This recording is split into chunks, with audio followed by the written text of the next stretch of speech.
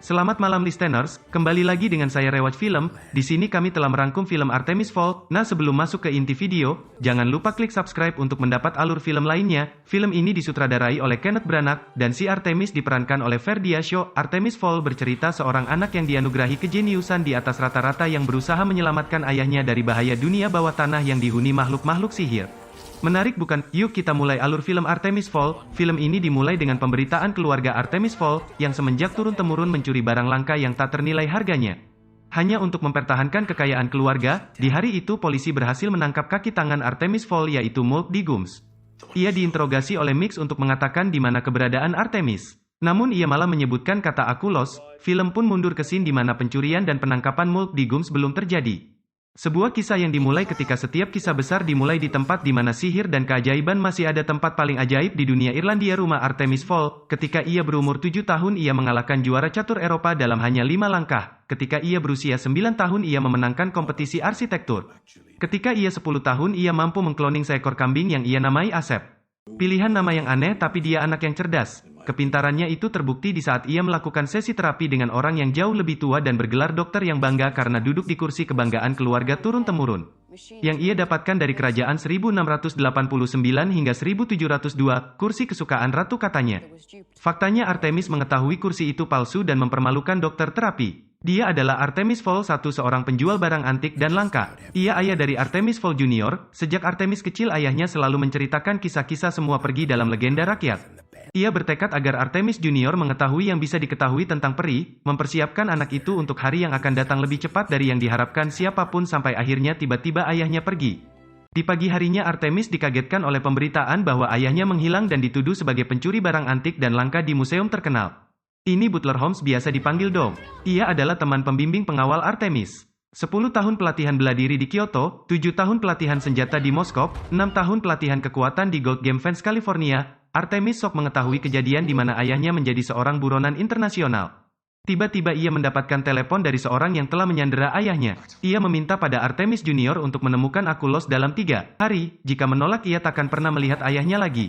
Namun karena Artemis tak mengetahui apa itu Akulos, ia di sini diajak oleh Doom lalu ditunjukkan ruangan rahasia tempat ayahnya bekerja dan menyimpan barang-barang kuno yang berhubungan dengan peri. Sementara di saat Artemis mencari tahu kebenaran akan adanya peri, scene pun berganti menunjukkan keberadaan peri yang hidup tepat di bawah manusia selama 1000 tahun lamanya. Dan kota-kota mereka berada di pusat bumi. Inilah rumah para peri.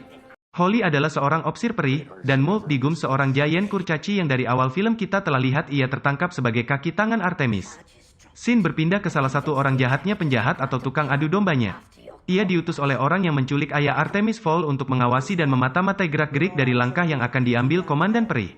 Mereka semua nantinya mempunyai peran besar di film ini. Di saat Artemis Dome berlatih dan terus menyelidiki keberadaan peri, di saat yang bersamaan, Holly diutus ke permukaan bumi untuk menangkap troll yang menyelinap ke dunia manusia dan mengamuk di sebuah pesta pernikahan.